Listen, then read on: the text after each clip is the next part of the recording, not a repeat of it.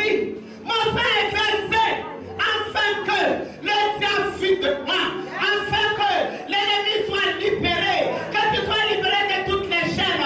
Là où l'ennemi t'avait enchaîné toute la nuit, le Seigneur est venu et il t'a libéré. Alléluia. Il dit à mon âme, tout genou va fléchir.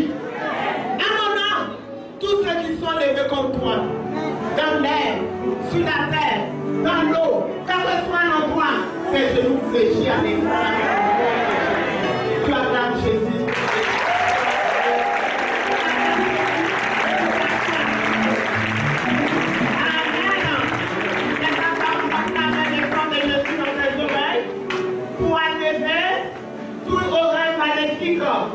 Tu vas te couvrir le sang de Jésus parce que tu ne sais pas qui est à côté de toi.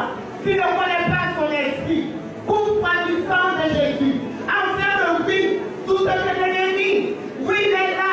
Lui, tu rôdes à chaque instant. Il veut tuer, il veut détruire. Oui, détruire, enlève le sang. Lorsque le sang est en toi, l'ennemi ne peut rien te faire. Alléluia. Alléluia. Je vous salue tous dans le nom de Jésus. Soyez la bienvenue. Vous qui visitez l'église de l'été pour la première fois, que le Seigneur vous bénisse. Si tu as un cœur de foi, un cœur d'amour, tu seras très heureux de passer ce moment avec nous. Alléluia. C'est tout ce que le Seigneur nous demande, que nous soyons point dans la distraction. Parce que lorsque tu es dans la distraction, l'ennemi vient et il prend la première place dans ta vie. On a pour temps pour le mois la restauration de notre situation. Et le sous-thème comme ça donné ce matin, c'est la libération des victoires de l'hôtel satanique. On va lire dans Ésaïe 9, le verset 3. Ésaïe 9, verset 3. Oui. Quand le jour qui pesait sur lui, le bâton qui frappait son dos, la veille de celui qui l'opprimait, tu les brises, comme à la journée de Madian. Amen. Prends le Lévitique 26, le verset 13. Lévitique 26, verset 13. Je suis l'Éternel, votre Dieu, qui vous a fait sortir du pays d'Égypte, qui vous a tiré de la servitude. J'ai brisé les liens de votre jour et je vous ai fait marcher la tête levée. Alléluia. Le Seigneur dit, voilà ce qu'il a fait pour toi. Il a pris soin de toi. Il a combattu pour toi, afin que tu sois libéré. Mais je vais continuer encore avec deux textes. Tu vas me prendre Jérémie 8, le verset 6 à 7. Jérémie 8.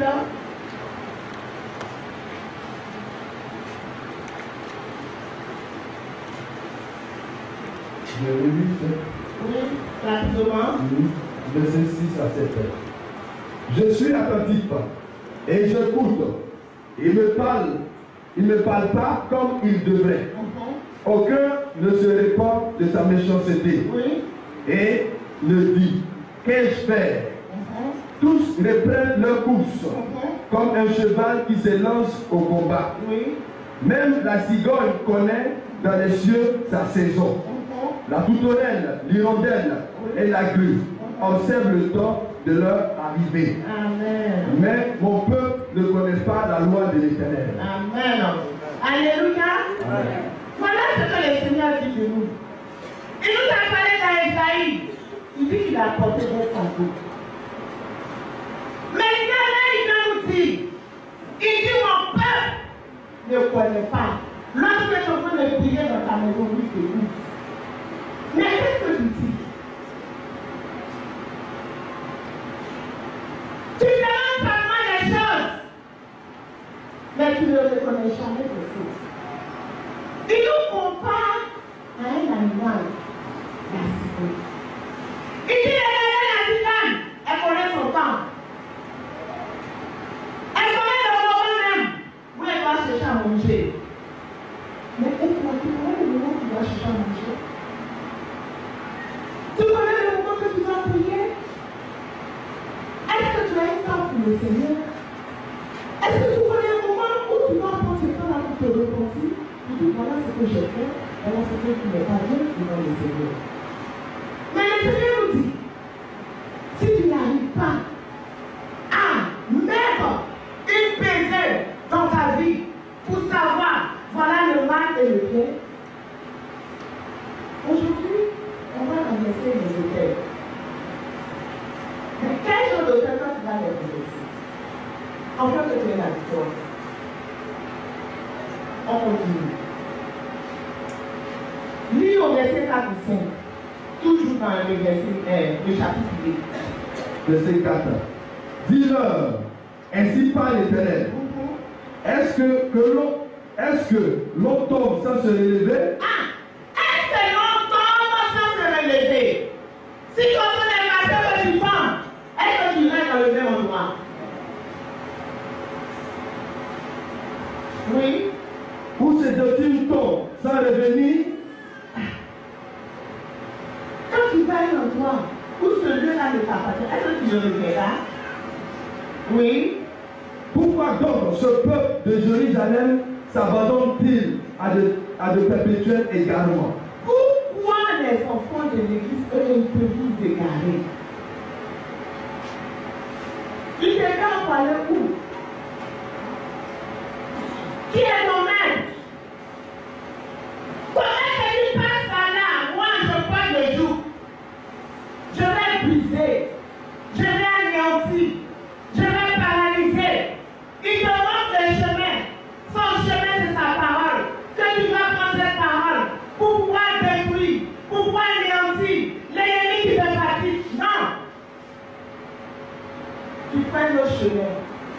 Mais le chemin que tu as emprunté, ton argent, ta bénédiction, ton travail, ton mari, n'est pas le Seigneur.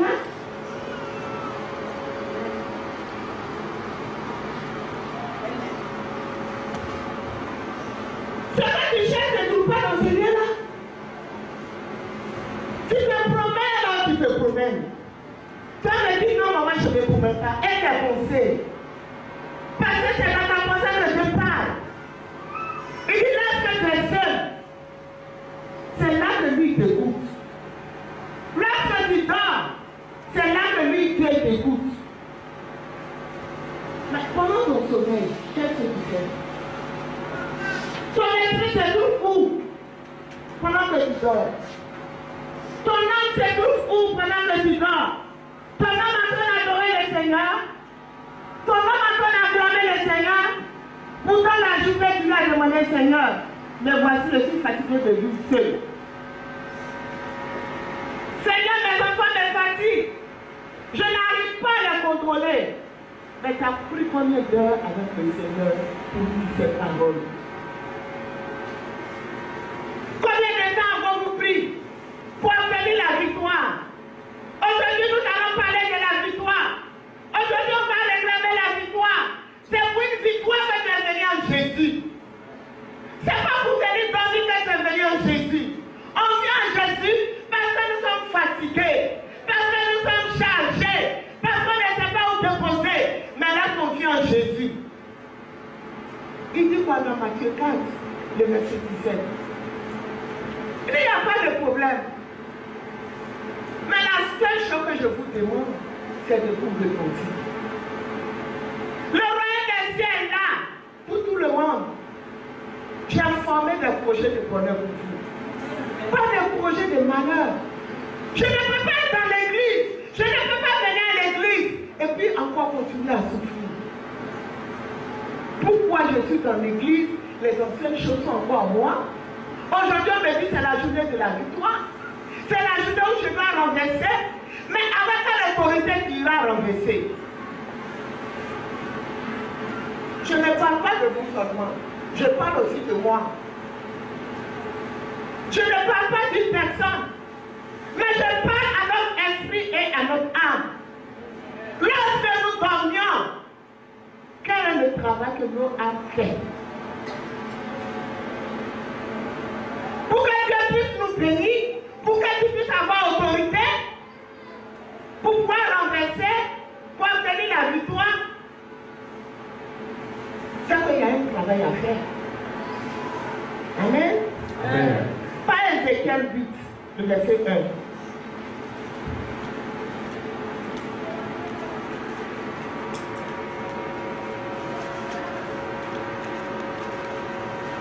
Oui. Ézéchiel 8, verset 1. Oui. La 6e année, La 6e année, le 5e jour le 5e jour du 6e mois, du 6e mois, comme j'étais assis comme ce matin le Seigneur assis là, dans ma maison, aujourd'hui c'est pas le 6e mois, mais aujourd'hui c'est dans le mois d'avril, le 26 avril. Oui.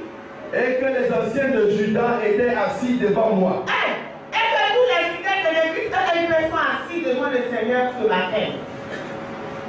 La main du Seigneur, de l'Éternel, tomba sur moi. Il dit la main du Seigneur tomba sur lui. Le Saint-Esprit est là. Ce matin, il est en train de nous écouter. Il est en train d'écouter nos cœurs. Il est en train d'écouter notre esprit. Il est en train d'écouter notre attendement. Quelles sont les paroles qui sont dans nos cœurs? Tu vas venir faire qu'on offrande. Tu vas venir faire quoi? Alléluia. Mais comment est-ce que tu fais cette situation? Tu danses comment? Tu fais ton offrande comment? Tu pries comment? Aujourd'hui, on va renverser les hôtels. Mais quel genre de cœur tu vas renverser? Prends le verset 10 à 12. Verset 10. Jérémie 8, verset 10. J'entrai et je regardai. Et voici, il y avait toutes sortes de figures, de reptiles et de bêtes abominables. Oui. Toutes les idoles de la maison d'Israël, peintes sur la muraille tout autour. 70 hommes des anciens de la maison d'Israël, au milieu desquels était Jazania. Jazania, c'est un chantre dans la maison du Seigneur. C'est un chantre qui font là, oui. Fils de Shaphan, se tenant devant ses idoles, Oui. chacun l'encensoir à la main. Oui. Et il s'élevait une épaisse nuée Oui. d'encens. Et il me dit, Écoutez bien, oui. fils de l'homme, Fils de l'homme. vois-tu ce que font dans les ténèbres les anciens de la maison d'Israël? Alléluia. Acclame Jésus. Le Seigneur parle au prophète Louis ce matin. Le Seigneur parle à maman Lougou. Est-ce que tu vois ce que les enfants de l'église que ils font dans les ténèbres? Pendant qu'ils dorment, est-ce que tu vois ce que met âme de l'esprit? Leur âme et l'esprit qui doivent venir habiter en moment l'Éternel. Est-ce que tu vois ce que leur âme et l'esprit font? Je les envoyais pour renverser les hôtels. Mais regarde ce que les âmes et l'esprit font. Oui, continue. Chacun dans sa chambre pleine de figures. Chacun dans sa chambre a plusieurs facettes. Une seule personne a plusieurs facettes. Il a la facette du mensonge, la facette de la jalousie, la facette de haine, la façon de gueule, la façon de dominer, pour manipuler, pour détruire. Voilà qui nous sommes dans les ténèbres. Lorsqu'il fait nuit, notre âme va se promener, avoir des relations avec le serpent, embrasser le serpent, avoir des relations sexuelles avec. Il y a d'autres qui font les enfants avec le diable. Car ils disent, l'Éternel ne nous voit pas. Acclame Jésus.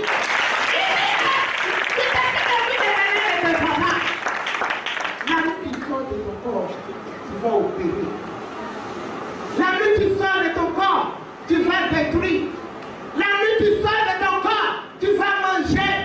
La nuit qui sort de ton corps, Dieu ne te voit pas.